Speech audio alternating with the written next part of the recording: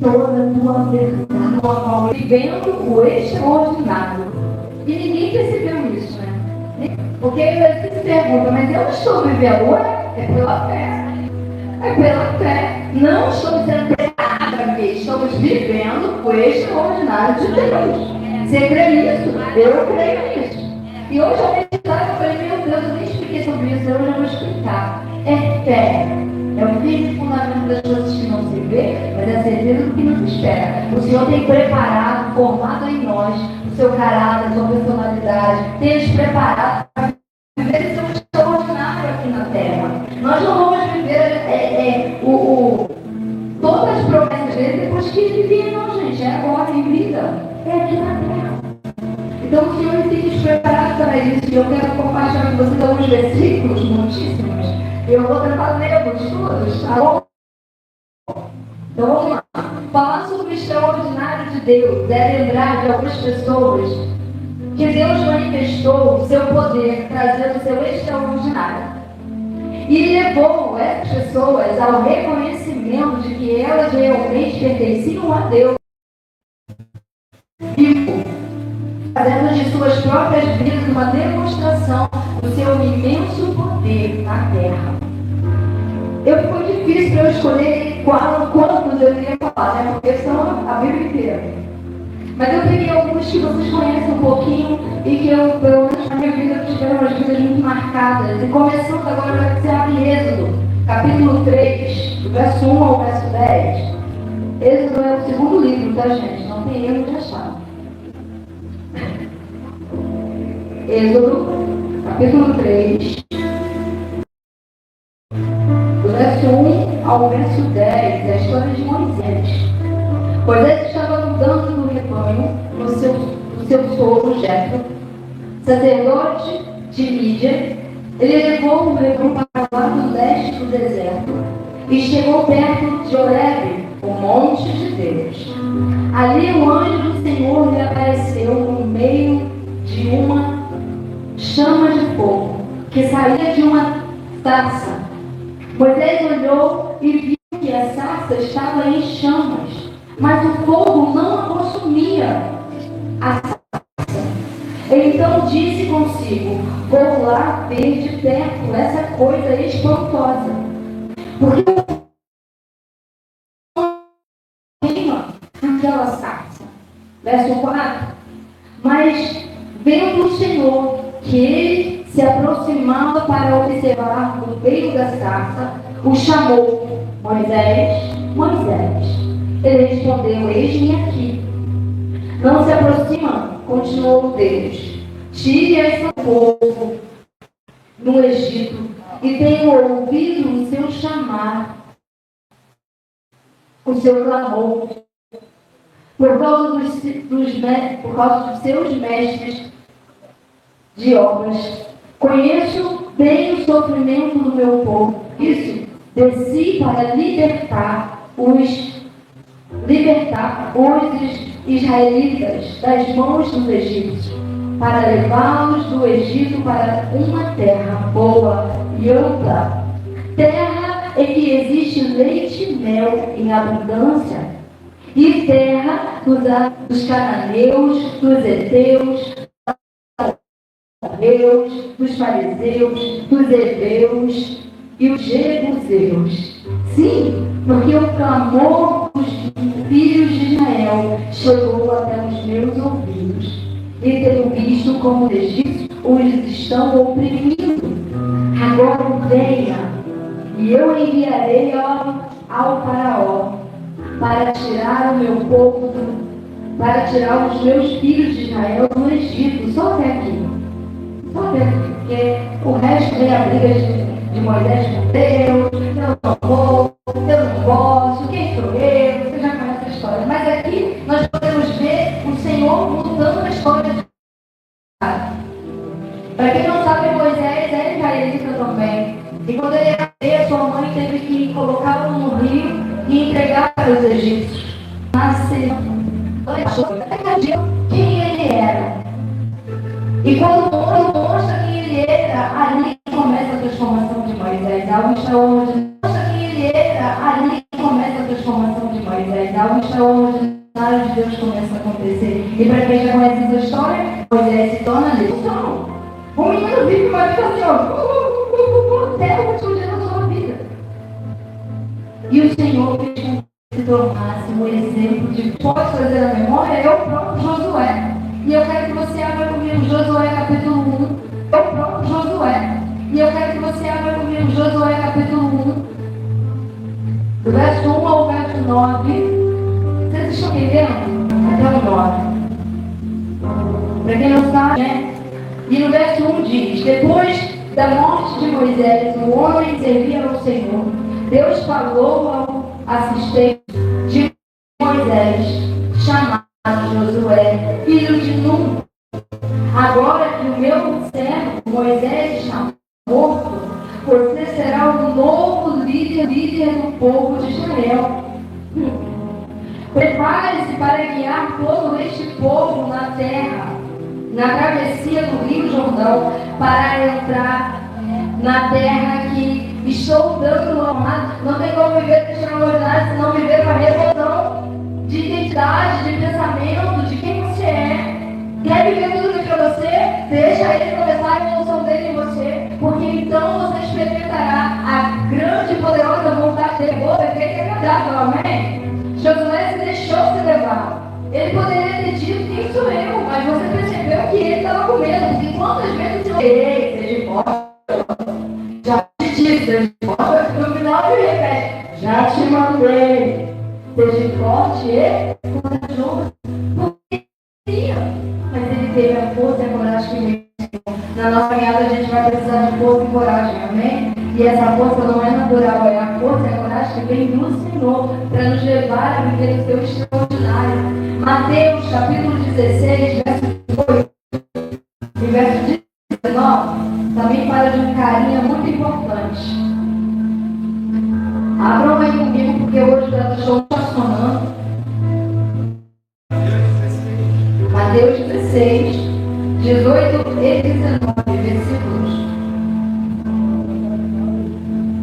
Capítulo 16, do verso 18 e o verso 19 diz: você é Pedro, e sobre esta rocha edificarei a minha igreja, e todas as portas do inferno não prevalecerão contra ela.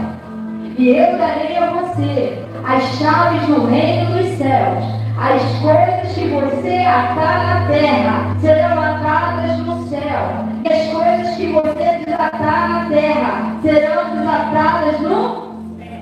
Olha que poder! Quem foi Pedro? O apóstolo Pedro, nervosinho, nervosinho, aquele que cortou o orelha do soldado, aquele que disse que ia ao lugar do Senhor, mas também foi aquele que negou Jesus das 3 vezes.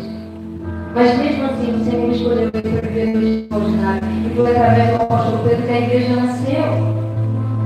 Foi o cara que Deus usou para formar a igreja do Senhor Cristo.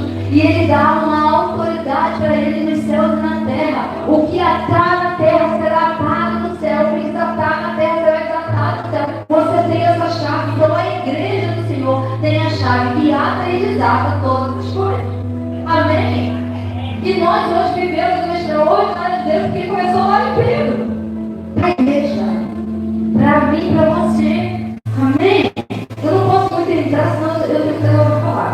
Para fechar esse momento de pessoas que a gente pode usar como exemplo das nossas vidas, Lucas, capítulo 8, do verso 40 ao 55. Lucas, verso 8, capítulo 8. Verso 40.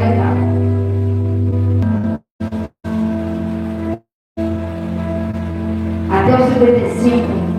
Diz assim: no outro lado do lago, o povo recebeu Jesus de braços abertos, pois estavam esperando. Então um homem chamado, dirigente de uma sinagoga judaica, veio, caiu aos pés de Jesus, pedindo-lhe que fosse à casa com ele, porque estava à morte sua única filha, uma menina de 12 anos. Jesus foi com ele, abrindo um caminho no meio da multidão, que o comprimia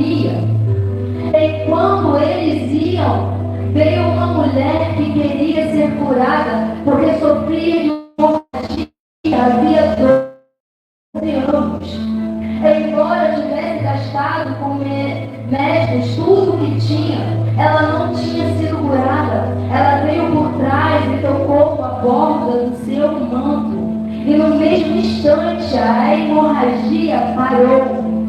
Quem tocou em mim? Perguntou Jesus.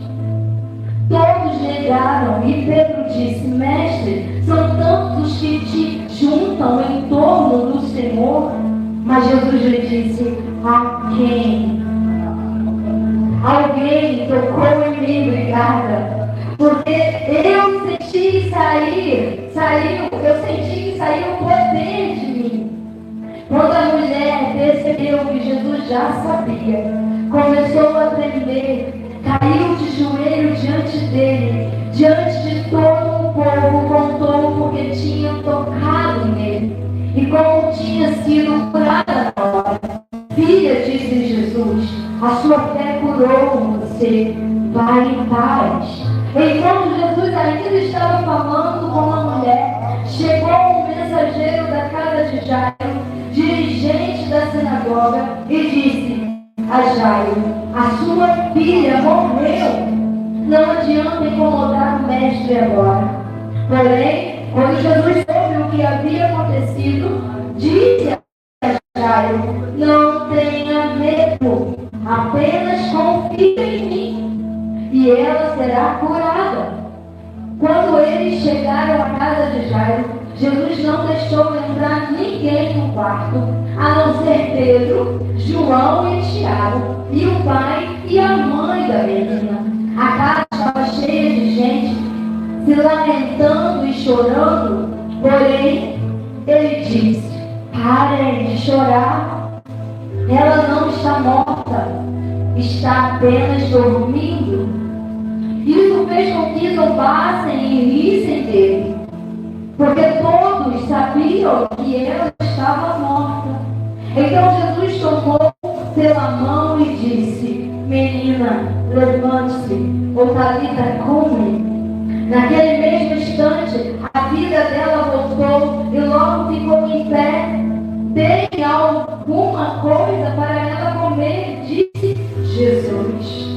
Aqui nessa trajetória são dois exemplos de fé e de uma transformação revolucionária e de um extraordinário de Deus sobre a vida deles, que foi de Jairo, da mulher do fluxo de sangue, e de Talita cumi, a menina que recebeu a vida novamente. O Senhor nos mostra que aonde Ele chega há uma transformação, há uma revolução, sim, mas há também o seu extraordinário, há o seu poder se manifestando. E o que Ele quer fazer com essas histórias é que a gente entenda: vocês vão ter um ano revolucionário, sim, e não é só esse ano, vai começar a revolução até que Ele venha, mas vocês também experimentarão o extraordinário de Deus em cada mês, em cada minuto, em cada segundo, em cada instante, amém?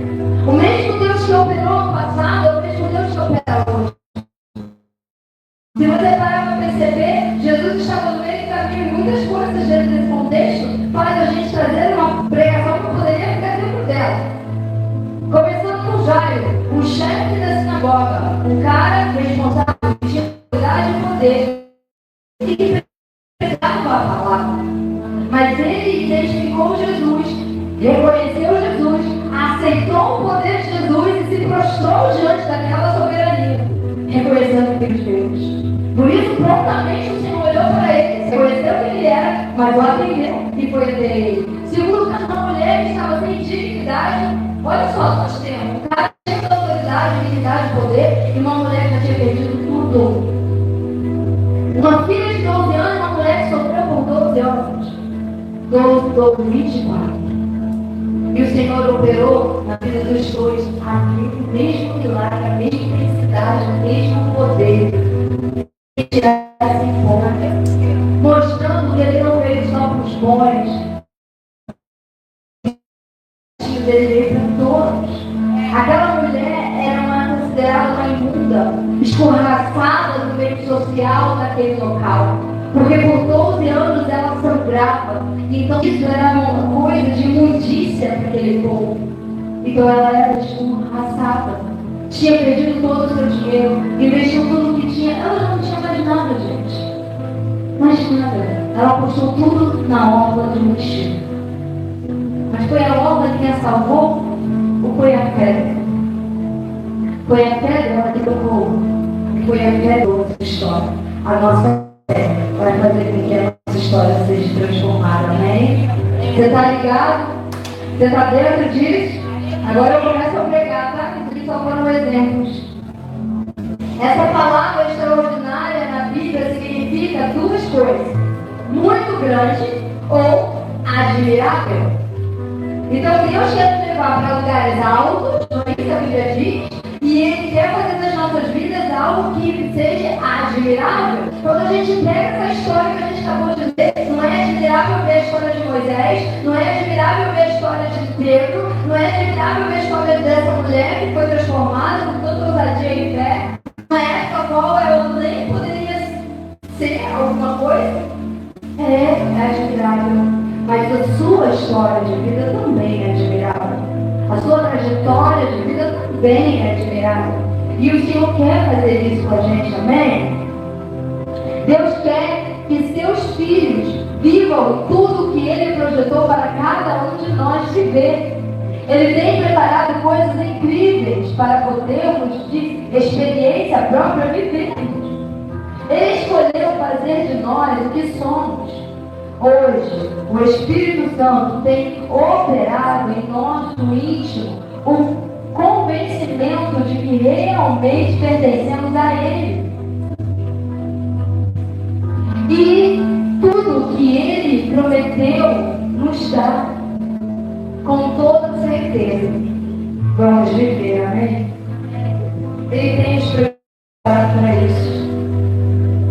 Eu estou vivendo já no início, desde o dia 2 para cá, um extraordinário de Deus. Uma revolução, incrivelmente. Algo assim que eu dentro de casa, fora por cima, um negócio. E eu dou. Calma aí. Mas me prepara. Não me deixa errar. Não me deixa administrar isso de outras maneiras. Porque é assim que Ele me chama.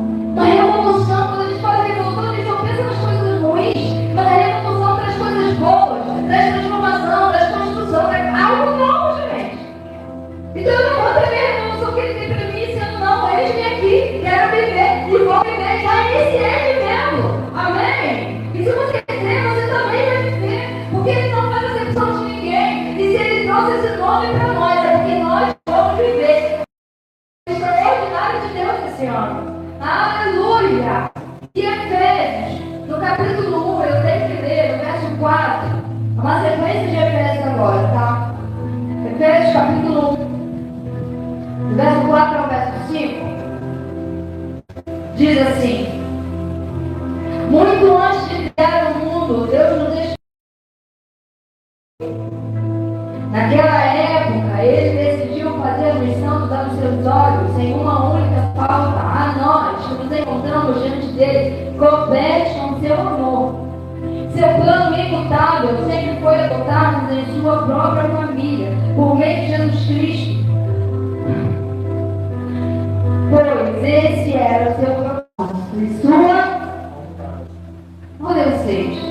E agora todo louvor seja dado a Deus por sua maravilhosa graça, derramada sobre nós, porque pertencemos ao seu amado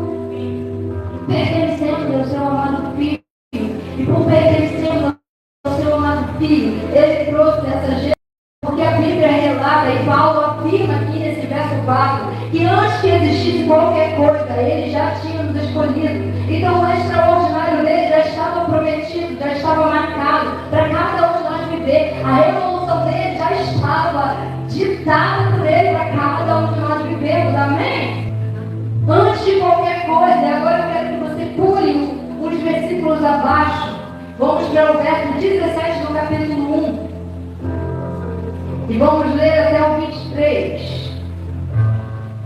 Pedindo que Deus, o glorioso Pai de nosso Senhor Jesus Cristo, lhe dê o espírito de sabedoria, para que vejam claramente e realmente compreendam quem é Cristo e tudo o que Ele fez por vocês. Amém? Faço da oração de Paulo a minha. Oro para que seus corações sejam inundados de luz. Aí luz, a gente pode ir lá para João 1, que diz que ele é a luz do... Quem é a luz do mundo? A fim de que vocês possam conhecer e conhecer a esperança para a qual ele os chamou, as riquezas da gloriosa herança que ele prometeu ao seu povo. Verso 19. Oro para que vocês comecem a compreender como é incrivelmente grande o seu poder para conosco, os que creem nele. Foi este mesmo grandioso poder, olha bem, o poder que ele tem por nós. E aí Paulo continua: foi este mesmo glorioso poder que ressuscitou a Cristo dentre os e o fez sentar-se no lugar de honra no céu, à mão direita de Deus. Eita! Então o mesmo poder que foi lá, ressuscitou Jesus, é o mesmo poder que está sobre nós, em ação em nós. Eita! Você tem noção do que é isso? O poder de Deus que ressuscitou o Filho dos mortos é o poder que está em ação em mim e você agora. Meu Deus! Isso é muito forte, Lucas. Verso 21. Muitíssimo acima de qualquer governo celestial, autoridade, força e domínio. Sim, sua honra é muito mais gloriosa do que a de qualquer outro ser, seja neste mundo, seja no mundo futuro. E Deus colocou todas as coisas debaixo dos seus pés e o fez cabeça de todas as coisas para quem é o corpo de Deus? A igreja. Se tudo está debaixo dos seus pés, tudo está debaixo dos pés da... Tudo está debaixo dos seus pés. Tudo está debaixo dos seus pés. Que é o seu corpo, ele mesmo, que é o autor e doador de todas as coisas em toda parte.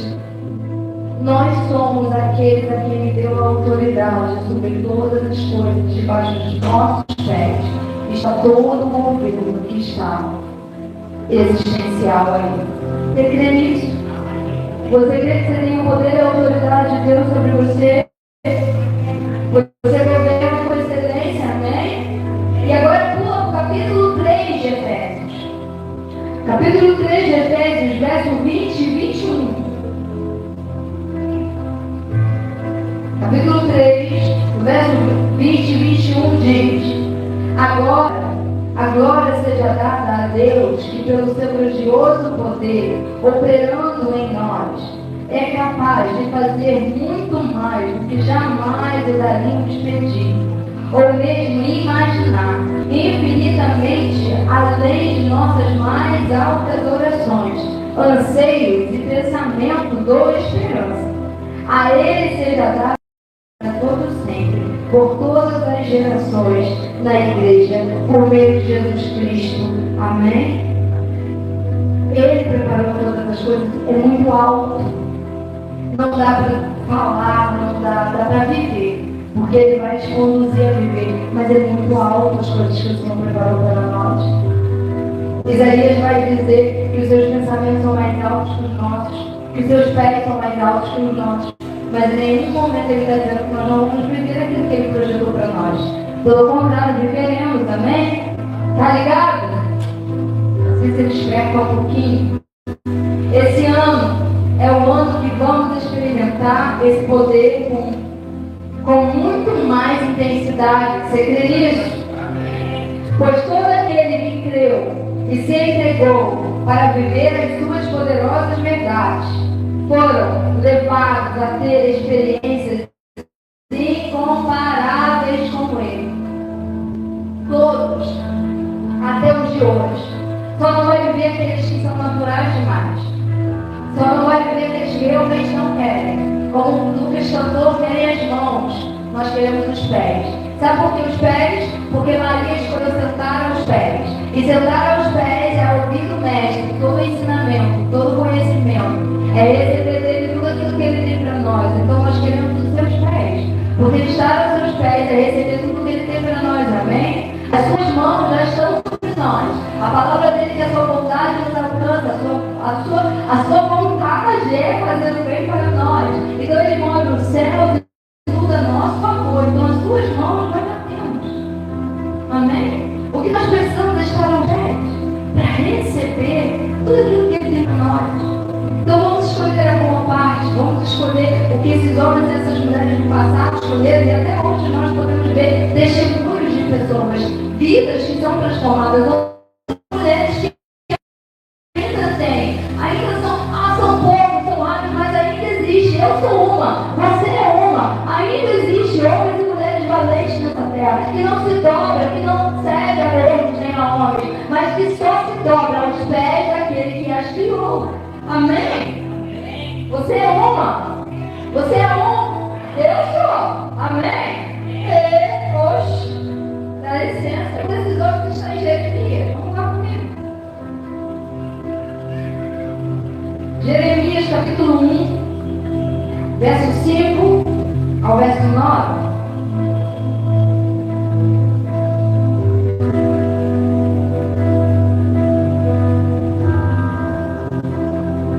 Amém?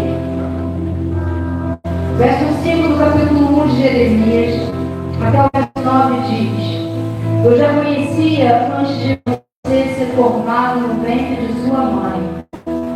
Antes do seu nascimento, eu já havia separado e escolhido você para ser o meu profeta das nações. Então eu respondi: soberano Senhor, eu não sou capaz de falar, não passo de uma criança. Verso 7. Não diga que você é muito jovem. Respondeu o Senhor: olha aí os que não desculpam, porque você irá aonde eu enviar e falará tudo o que eu mandar. Tomou? Eu tomei. Não é que eu me perdi, verso 8. Senhor, estarei com você para livrá-lo. Mais uma vez o Senhor falando que está conosco. Depois disso, o Senhor tocou minha boca com a sua mão e disse: veja, eu estou colocando as minhas palavras na sua boca. Oh, aleluia, amém. Você crê nisso, que o Senhor pode te tocar? Você crê que antes que você estava no ventre da sua mãe, já sabia quem você seria? Aqui em Jeremias está sendo convocado para ser profeta, mas você está sendo convocado para ser filho. Antes que você existia, antes de você ser criado, o Senhor já sabia quem você seria e Ele já tinha te escolhido. Você pode dar glória a Deus por isso? E muitas das vezes a gente vai: desculpa, quem sou eu para merecer? Eu não sou merecedor, eu não sou capaz, eu não posso. Aí Deus fala: você pode. Eu escolhi, sou eu que estou falando, sou eu que vou tocar. Você só recebe. Que eu não tenho coragem de questionar isso. Mentira mesmo. Ele disse: amém. E a palavra de Jeremias diz que o Senhor tocou a boca dele e colocou sobre a sua boca as palavras de vida eterna. A palavra que mudou a vida de Jeremias e que o fez. Se você continuar o texto, você vai ver. Ele diz: você vai abrir a boca, onde será destruído, onde será construído. Você vai abrir a boca e tudo que você falar acontecerá, porque eu, o Senhor, estarei contigo. Não dê desculpa para aquilo que o Senhor já preparou para você. Não rejeite aquilo que o Senhor já preparou para você. Seja humilde e reconhece que o soberano Deus te escolheu. Não pelo que você é, nem pelo que você faz, mas pelo que Ele é em você. E aonde Ele quer te transformar para você ser. Porque às vezes a gente quer ser alguma coisa para que Deus faça. Às vezes a gente quer merecer a Deus e não porque nós queremos. Amém? Então fica mais fácil de receber. Então todas as coisas nos criou para viver Ele, para viver no extraordinário dele, para viver a resolução dele, mas para ser como Ele nessa terra. Quando Jesus passava, coisas grandes aconteciam. E eu estou provando para você que não só vai acontecer, como já aconteceu na vida de muitos. Pois de Deus. Amém? Glória a Deus. Atos, capítulo 9. Eu só vou ler o capítulo 9, do verso 15 do capítulo 9. Atos 9 foi o que eu li semana passada. Fala da conversão de Paulo. E todos já sabem da conversão de Paulo, mas eu quero ler o verso 15 do capítulo 9. Ananias, o profeta, recebe a ordem de ir à casa de Judas, aonde estava hospedado Paulo, cego, e sem entender muito o que estava acontecendo. E Ananias chega no lugar, e no verso 15, antes de Ananias chegar, na verdade, Ananias começa a questionar, porque Paulo todos conhecem, seguidor, fazia acontecer com outros crentes. Mas no verso 15 o Senhor fala assim: porém o Senhor disse a Ananias: vá fazer o que eu digo, e perante o povo de Israel, nós somos aqueles que o Senhor escolheu. E muitas das vezes vai receber, pessoas vão receber ordens de vir até você para te abençoar, porque aos olhos deles você é indigno, mas aos olhos você é instrumento escolhido por ele. Aos olhos da família, muitas vezes não somos merecedores. Aos olhos de muitos ao nosso redor, nós não valemos nada, mas aos olhos de todo aquele que fez, nós não somos qualquer um. Nós somos aqueles que ele escolheu para ser o seu instrumento, amém? Ananias já afirma isso para Deus, mas esse homem fazia acontecia. Ele perseguia os crentes. Eu estou andando. O Senhor, como você está dizendo, Ananias, ele é meu instrumento, Ananias. Aquieta, Ananias. Muitos vão receber o aquietar de Deus. O split. Eu estou falando. Como muitas das vezes nós vamos receber. Porque muitas vezes vai mandar a gente. E a gente vai dizer: ah, eu não vou. E essa pessoa? Ah, não vou. E ele vai: você vai. Às vezes é alguém da família, às vezes é um amigo, às vezes é um colega do trabalho, da faculdade, que você não topa muito, ou que já pensou muito com você, mas é esse que Deus vai pegar de fazer o instrumento dele. Amém? Você recebe? Olhem, eu quero só ouvir os testemunhos depois. Recebe, Lucas. Depois correr não. Mateus 14. Mateus capítulo 14, verso 28 e 29.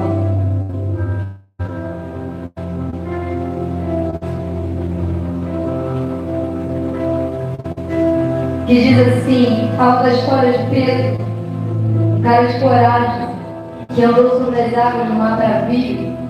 E no verso 28 diz assim: então Pedro gritou: Senhor, se realmente é o Senhor, diga-me para ir, para eu ir caminhando em cima das águas até onde o Senhor está.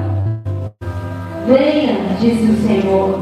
Assim Pedro saiu do barco e caminhou por cima das águas na direção de Jesus. Eu vou ler esses dois versículos, porque vocês estão cansados de ver essa história.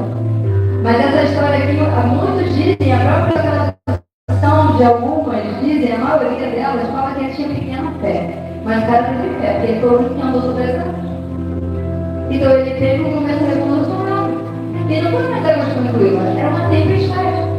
Quem já estudou de tempestade, quem já viu filmes de tempestade, sabe muito bem o nível que é. O mar não fica tranquilo, o vento não fica tranquilo, não dá nem para se enxergar, porque fica muito nebuloso. Mas o Senhor viu a fé daquele homem. E aquele homem andou sobre as águas. Mudou ou não mudou essa história? Depois desse processo, Pedro continuou mesmo? Nenhum senhor. E dessa noite. Até que eu acho que eu fui rapidinho, deixa eu dar uma olhada. Se prestarmos bastante atenção em cada história de fé que a Bíblia relata, podemos perceber que cada um que viveu algo extraordinário teve uma revolução. Tiveram suas vidas completamente transformadas. Já não permaneceram as mesmas pessoas.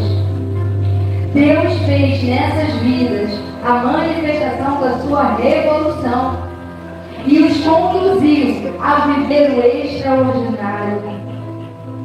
Preste bastante atenção.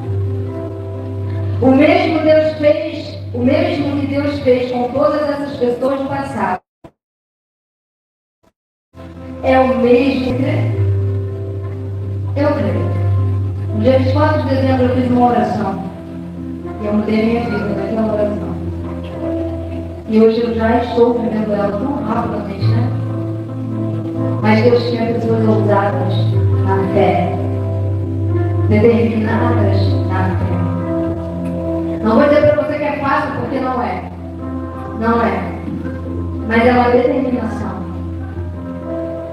E a coragem que brota dele é entender quem Cristo é, sem olhar para as circunstâncias. Às vezes a circunstância nos faz duvidar que Deus existe. Às vezes a circunstância nos faz temer se realmente vai ou não acontecer.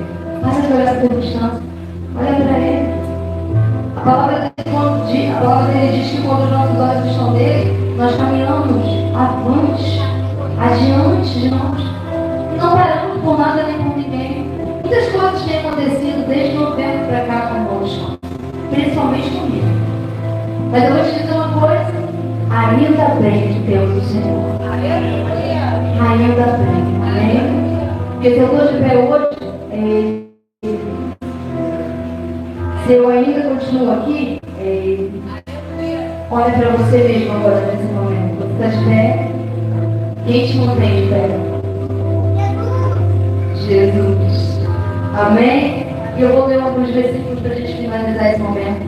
No meio dessa transformação, dessa revolução, muitas das vezes nós vamos nos sentir cansados, fadigados, confusos, sem conseguir entender, sem conseguir compreender muitas coisas. Mas até para isso tem resposta para você. Abra comigo Mateus capítulo 11. Mateus 11, verso 28 ao verso 30 diz: venham a mim todos vocês que estão cansados e sobrecarregados, e eu lhes darei descanso. Levem o meu jugo e deixem que eu lhes ensine, porque eu sou manso e humilde de coração. E vocês acharão descansos para as suas almas, mentes. Pois o meu jugo é suave e o meu ensino é. No meio do caminhar, no meio da revolução, no meio de tudo isso, podemos sentir assim muitas das vezes, talvez hoje nos encontramos assim. Mas ele diz: está assim, vem a mim. Não fica parado, não pense que você vai conseguir sozinho. Tudo isso aí só ele pode resolver. Todo esse peso, todo esse cansaço, todo esse desânimo, só ele pode retirar. E ele diz: vem a mim. E deixa que eu bote o meu fardo que é leve e te ensine. Porque no meio da revolução nós vamos ter o fardo dele que é leve, o ensino dele que é suave e descanso das nossas mentes. Amém? Você recebe isso? Gálatas, capítulo 2. Já pode começar a preparar os elementos, né? Gálatas, capítulo 2, verso 20. No meio da revolução, a gente tem que trazer a memória disso aqui, ó.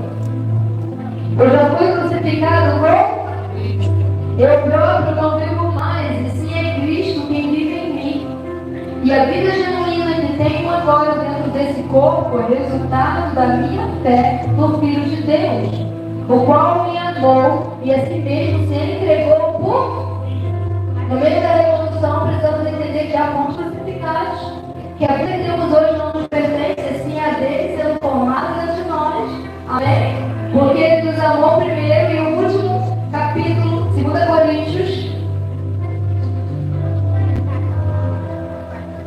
2 Coríntios, capítulo 3, verso 18. Que diz assim: e todos nós, no entanto, não temos um véu sobre o nosso rosto, que podemos ser espelho que reflete claramente a glória do Senhor. À medida que o Espírito do Senhor trabalha dentro de nós, somos transformados com glória cada vez maior. Tornamos-nos mais e mais semelhantes a Deus. Amém? No meio da revolução, nós estamos vivendo transformação tão poderosa. E somos transformados a sua imagem e a sua semelhança com glória cada vez maior. Que seja assim.